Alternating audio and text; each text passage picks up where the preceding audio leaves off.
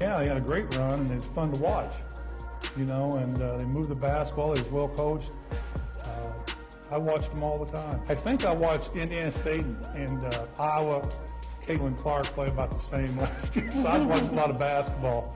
But I do a lot of college scouting, and I was hoping one of the Indiana State players would be on the radar, you know, but you never know, they were so young. What others were afraid to say, Larry Bird actually said without even flinching. He deemed Caitlin Clark superior than Angel Reese, just the facts without any sugarcoating or media spin. And you know what, he's not incorrect. Clark is approaching from half court as if it were inconsequential, carrying the entire WNBA on her back while smashing records and stacking triple-doubles. Reese, meantime, is occupied with sharing TikToks and continues to attempt to establish her presence in the discussion. Caitlin Clark and Angel Reese, right? Yeah. They're going back and forth. And Jamil Hill says by the time Angel Reese is done, she's going to be the Michael Jordan of WNBA. She said about Angel Reese? She said Angel Reese, by the time she retires, can you pull up this quote? She said, by the time she retires, she will be the MJ of, go to Jamil Hill. Type in Jamil Hill. Yeah. She says, by the time she retires, Jamil Hill has made a bold prediction that Angel Reese will become the MJ of the WNBA by the time she retires. That's what she said. Okay. Let me continue. Steph Curry then supported Bird. Shaq supported him. Y'all need to stop being petty and give Clark her flowers. Even Charles Barkley said, it's hardly even a rivalry at this time, it's a reminder of reality. Perhaps we should all stop acting like this is even close if the legends are all claiming that Caitlin is that one stay put. We're dissecting everything. From Bird's harsh reality to Curry's endorsement to the reasons the WNBA has suddenly turned into the Caitlin Clark show, Larry Bird didn't only express his opinion, he revealed something shocking to the world of women's basketball when the Hall of Famer declared that Caitlin Clark was superior to Angel Reese. He did it without hesitation. Let's be honest, when Larry speaks, people pay attention. No PR gimmicks, just a renowned baller speaking the truth. Bird doesn't give out accolades until they are well-deserved. Therefore, when he publicly crowned Clark, it was a verdict rather than only praise. He likened watching her to watching himself at Indiana State. That is not a trivial matter. That is one of the best things ever. Yeah, this kid reminds me of me. You are aware of how impolite it is that Reese was not even mentioned in the discourse at this time. The Bird didn't even recognize her this year. ESPN's hot take was overshadowed by that silence. Clark's game is self-evident. Pull-up threes with laser-sharp vision from the half court like clockwork. Triple-doubles. Here's a question for the fans. Since she is altering our perception of women's basketball and Bird's perspective on it, are we really acting as though this is a rivalry when a legend like Larry Bird says this so clearly? Once Larry Bird offered his blessing, the floodgates erupted like a proud elder brother. Steph Curry, the man whose shooting revolutionized basketball, supported Clark and declared her to be a must-watch on television. He commended her basketball IQ, range, and flair. There's been a lot of talk about Caitlin Clark being an amazing shooter and just someone we're watching. Have you spoken to her? Do you know her? What do you think? I mean, I've been watching from afar and understanding just how much of a power she is out there on the court. The cool part is the way that she plays and her range and the level of difficulty on her shots is obviously a very close comparison to the way that I play. I was going to say Caitlin Clark's been compared to you. Yeah, but I think it almost robs her of like the rest of her game because she's such a good floor, you know, she has her overall, you know, floor game. She's racking up, you know, close to triple doubles every night, and like her shooting ability is, you know, it's her superpower, but the rest of her game is as polished as that, and so it's must-see TV. And I love what it is done for, you know, women's basketball in terms of when she shows up, you know, the seats are filled. And it's genuine coming from Steph. That's a gunman identifying another murder. Then Shaq the Diesel arrived. He openly said that he was a hater at first and didn't trust the hype, but after seeing Clark destroy defenses from the logo, Shaq abruptly changed his mind and referred to her as a game share. Charles Barkley, a future legend who never held back, criticized the league's pettiness and demanded that the players stop being sour and start giving Clark flowers. Y'all being petty, she's the one bringing in the money. He remarked bluntly. You women out there, y'all petty, man. Hey, LeBron, you're 100% right on these girls hating on Caitlin Clark. Y'all petty, girls. I expect men to be petty because we're the most insecure group in the world. Oh, you are. Y'all should be thanking that girl for getting y'all ass private charters, all the money and visibility she bringing to the WNBA. Three legends then, a Bird Barkley and Curry Shaq singing the same song when the greatest players in history are all riding for one player. Why are some still acting as though she hasn't earned it? They didn't simply mention Clark's name, they supported her as though she was already a Hall of Famer. The thing about Larry Bird is this: he is more concerned with heart hustle toughness than flash. His admiration for Caitlin Clark therefore strikes a different chord. Bird discussed how the best teammates are the ones who work hard every day and keep it genuine during practice. That's AT for Clark. She's diving for loose balls, directing plays, taking responsibility, and not just draining 30-foot threes. She is the type of athlete Bird would have cherished having on the court with her. The most telling aspect is that Bird never once brought up angelry, no backhanded praise. She's also good, nothing at all that quiet. It reverberated loudly because why should we act as though it's a parallel if Bird doesn't see it? Clark isn't attempting to be ostentatious. She is attempting to win, and legends respect that type of drive because of her effort rather than the fanfare. She is receiving these nods for the fans. Here is a true one. Do you admire athletes who speak the loudest or those who simply put their heads down and play?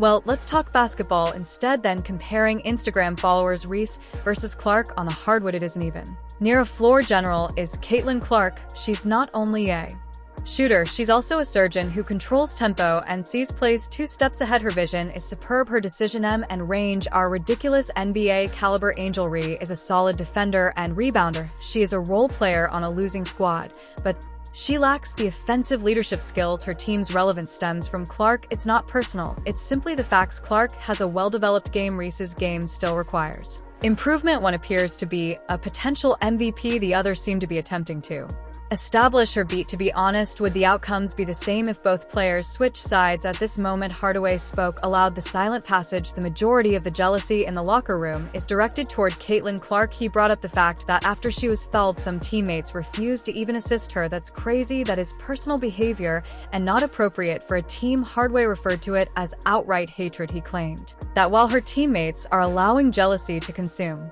them, Clark is playing the correct way, enjoying herself and remaining professional. He's also not incorrect. The strange thing is that Clark isn't even giving them an excuse to be mean to her. She's just balling and not acting like she's greater than the game or talking trash. But the atmosphere around her is icy. That kind of camaraderie isn't enough to win championships, and Hardaway's remarks make it apparent that this is about more than just it concerns a league that is ill-equipped to deal with a young talent who is rapidly rising to prominence. Here's the question: should the league mature and embrace its superstar, or should Clark have to compromise herself to please others? Charles Barkley didn't mince words. He criticized the league's treatment of Clark and stated that many fans thought you were being petty. He claimed that jealously about Clark's status as the face of women's basketball and the person packing venues with endorsement deals is the root of the abuse she receives, not her skill. Additionally, many are ignoring her rather than celebrating her. Simply enough, Barkley stated, give her flowers. Because many of these games wouldn't even be broadcast on national television without Clark. The man who formerly fought MJ and Shaq is more interested in the facts than in your feelings. Furthermore, Clark is generating revenue for the WNBA and giving it significance for you viewers. This is a genuine one. So why the hate?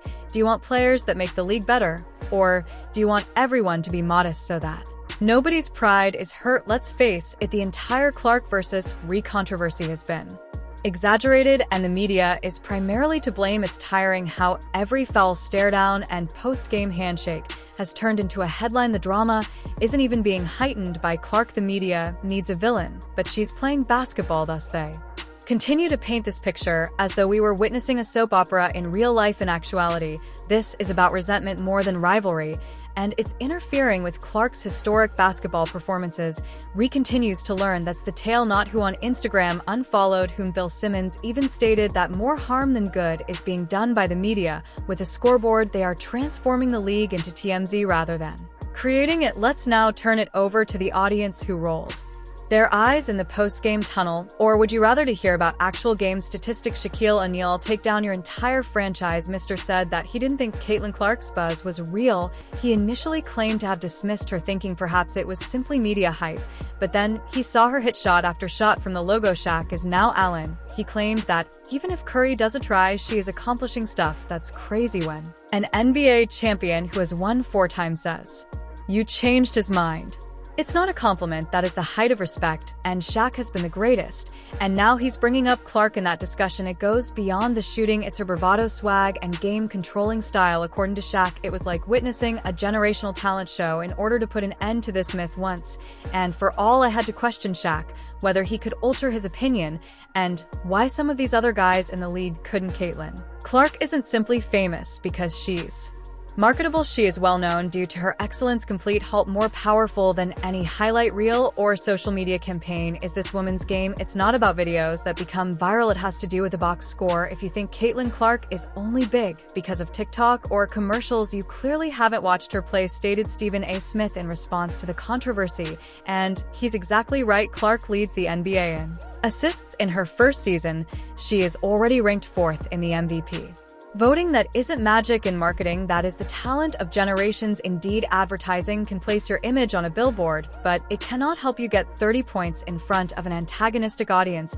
You can acquire triple doubles in arenas that are completely sold out. That is something that Clark earns every night. Stephen A. cautioned that the WNBA will quickly become irrelevant if they begin to put more emphasis on buzz than basketball. You create a league based on skill rather than social media influence. Let me ask you this, are you here to see history being made? Because Caitlin Clark is doing exactly that. Her exclusion from the Olympic squad told us all we needed to know. Are you just looking for likes and hashtags? This player breaks records, draws the largest audiences, and leads the league in assists, and for whatever reason she is left off of Team USA. While underperforming athletes and ailing veterans are hurry up, this had less to do with basketball and more to do with politics and gatekeeping, as certain people did not want Clark to become too well known too quickly. Fans were enamored with Stephen A. and Shannon Sharp. Considering that a mobile phone is your most fascinating player throughout an Olympic year, Clark simply stated that she would use it as motivation rather than crying over it or going on a tirade. Let's conclude by pointing out that Caitlin Clark is altering the game in real time, which is evident to every true basketball fan. Her influence is too strong to be disregarded anymore, and the fact that people continue to doubt her grandeur is not up for argument. She has broken records and sold out venues. Denial is what that is. It's about skillful leadership and outcomes, not about hype night after night. Caitlin is working hard. Here's the question for you, is Caitlin Clark already the face of the league, or are some people afraid to acknowledge that the torch has already been passed while others continue to make excuses or avoid the spotlight? She's bringing new perspectives to the game, uplifting her teammates, and forcing the league to change more quickly than it has in the past. Leave your thoughts in the comments section, because Clark's ascension isn't slowing down. Hit the subscribe button and smash the like button if you're riding with her. Actually, we're just getting started, and we'll be here for you every step of the